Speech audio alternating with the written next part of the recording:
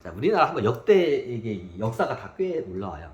전두환 대통령의 어렸을 때 어떻게 노비 신분이야, 머슴 신분이야. 자, 자기네 그 대대로 조상 대대로의 그 저기 노예의 삶을 갖다가 어떻게 해방시켜 준 게 누구예요? 일본이에요. 일제가 해방을 시켜줬어요. 자, 이거 팩트는 확실히 체크하고 갑시다. 자, 전두환 대통령 자기의 조상 대대로의 그 노비 신분의 그 한을 갖다가 풀어준 게 일제예요.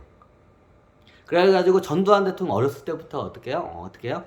일본에 대한 굉장히 고마움이 큰 양반이야. 이 양반이 몇 년생이지? 하여튼 그래요. 그래가지고 그런 상태에서 어떻게 대통령이 됐어요. 자, 박정희 대통령은 좀 약간 틀리죠, 관점이. 일본을 바라고. 근데 이제 이런 거는 모르지, 일본도 그렇고. 제가 그러니까 전두환 대통령은 어떻게 일본에 대해서 굉장히 일본에 대해서 굉장히 긍정적인 마인드예요, 양반. 이제 그 상태 대통령이 됐어. 자, 전두환 대통령이 나중에 이게 일본으로 가가지고 보면 일본하고 박정희 때 단절된 외교를 갖다 전두환 대통령 때 일본 외교하고 그걸 터내요. 이제 그것 때문에 터진 거야, 이게. 일본을 이게 좋아해. 그 당시에 일본의 상황이 어떠냐면 박정희 대통령하고 이게 벌어지면서 일본이 굉장히 깝깝한 시기였어요, 외교적으로.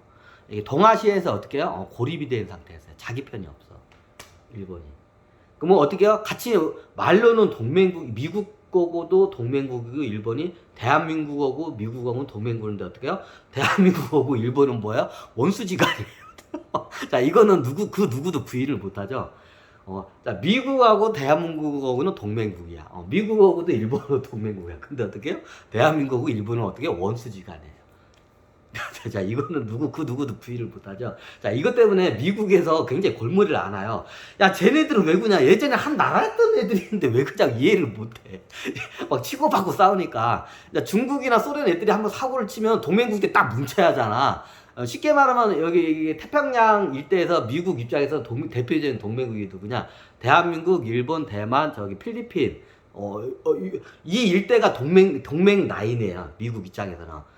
태평양 그 동아시아 태평양 일대에 그 동맹 그 라인이 미국 입장에는 어떻게 되냐? 대한민국 북쪽부터 이렇게 대한민국, 일본, 대만, 필리핀. 이게 딱 중국하고 소련의 그쪽을 에워싸고 해상을 에워싸는 형상이에요, 그죠? 그러니까 어때요? 이게 동맹국이야. 그러니까 공산국가가 어떻게 해요? 더 뻗치지 못하게 해서 이 동맹국을 해서 공산국가 뻗치면서 이걸 막아내는 작업을 해요. 미국은 기본적으로 동아시아에 대한 전략이 그래. 그럼 어떻게 해요? 같은 동맹국끼리 친하게 지내야 하는 게 당연하잖아. 근데 어떻게 해요?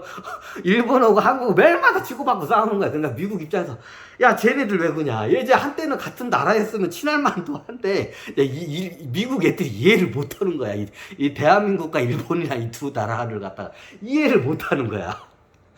그래, 미국은 시아이나 애들이 야, 쟤네들은 왜 그냐? 같은 동맹국끼리 이게 힘을 합쳐도 될까 말까 하는데 쟤들은 지들끼리 치고받고 싸우냐?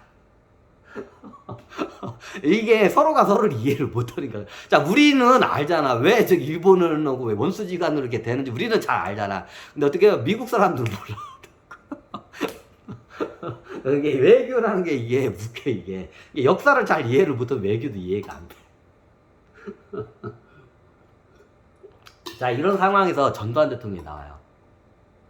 자, 전두환 대통령이 어떻게 해요? 기본적으로 일본에 대한 굉장히 어떻게 긍정적인 마인드가 있는 양반.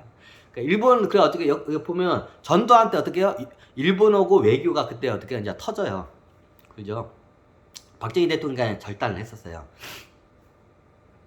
원래 이승만 대통령 때부터도 일본하고 절단했고, 그 윤보선 양반 때도 절단했죠, 거의. 하다가 이게 이제 박정희 대통령 때 이 양반이 일본과 외교를 틀라고 갔는데 어떻게 해요?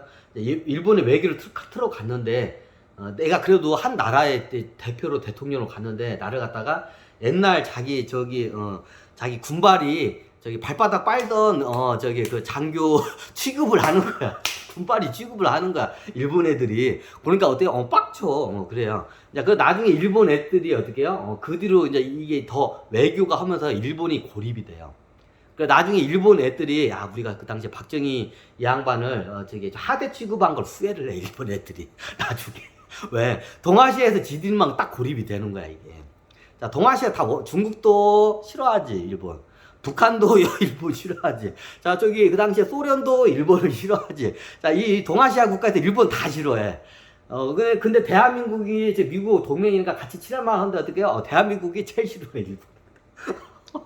그래서 그 당시에 대한민국이라도 동맹 관계를 이거 형성을 해야 하는데, 일본이 그 당시에 어떻게 해요? 박정희 대통령 하대 취급하는 것도 뒤늦게, 아차, 이제 우리가 실수를 했구나. 옛날 생각을 하고. 그래야 어떻게 해요? 박정희 정권이 꽤 길죠. 그 사이 동안 어떻게 해요? 일본은 거의 외교 단절이 돼요. 외교 단절하는 동안 우리나라도 이렇게 손해가 많지만 일본이 더 손해가 많아요. 군사 외교적으로 어떻게 해요? 동아시아에서 완전 외톨이가 돼요. 자, 미국 말고는 잡을 끈이 없어, 일본이. 그 당시에 박정희 대통령 때 상황이야. 그래서 그 당시에 이제 뒤늦게 얘네들이 이제 손을 벌리려고 하는데 박정희 대통령이 어떻게 해요? 손을 안 잡아줘. 끼지라 해요. 뒤에서 일본이 이제 뒤늦게 외톨이니까 그래도 대한민국하고 어떻게 친해지니까 박정희 대통령 이렇게 하는데, 이제 박정희 대통령이 삐져가지고 어떻게 해요? 끼지라 해버린 거야. 그래가지고 어떻게 박정희 대통령 내내 어떻게 외교 관계가 안 좋아, 일본하고. 그러니까 일본이 보면 동아시아에서 외교적으로 완전히 어떻게 외톨이가 돼요, 그 당시에. 그러니까 일본이 그 당시에 박정희 대통령이 손을 내밀었을 때 그때 거지 취급을 한 걸 갖다가 이제 크게, 우리가 실수를 했다는 걸 이제 그걸 알아요. 그걸 이제 그때 뒤늦게 깨달아. 그래, 일본이 굉장히 어떻게 고립이 돼요, 외교적으로. 군사 외교적으로 고립이 돼요, 자기. 그리고 일본 같은 경우에는 어떻게 하냐, 대한민국한테 의존을 할 수밖에 없는 게 뭐냐? 외교 안보. 자, 지금은 자위대로 해서 자체 방어할 수 있는 해상 군대가 있었는데, 예전에 일본이 어떻게 해요? 2차 세계대전 패망 국가이기 때문에 군대를 보유할 수 없는 국가였습니다. 그거 다 아시죠? 꿈은 일본의 군대가 없다는 건 어떻게 해요? 미군들이 지켜줘요. 근데 미군들이 나중에 어떻게 해요? 미군들이 니들 말 안 듣는다고 군대를 빼버리면 어떻게 해요? 바로 중국이나 북한이나 대한민국, 소련에서 어떻게 해요? 바로 쳐들어오면 어떻게 해요? 그냥 깨갱이에요. 이게 그 당시에 일본의 입장이었어요. 그래서 나중에 이제 그것 때문에 이제 미국을 설득해서 만들어낸 게 자위대예요. 그러니까 자위대 이전에 어떻게 군대 자체가 없어요, 일본은. 그냥 뭐 방위 사령부 해가지고 조그만한 군대 비슷한 거 있는데, 실질적으로 이게 대규 우리나라 그 당시에 만약에 미군이 빠지고 우리나라가 그냥 이게 상륙해가지고 해병대 한 2개 사단만 상륙하잖아요. 그 당시에 해병대 2개 사단만 상륙을 시키잖아요. 일본 초토화시킬 수 있는 상황이었어요, 그 당시에. 군대가 없는 나라예요.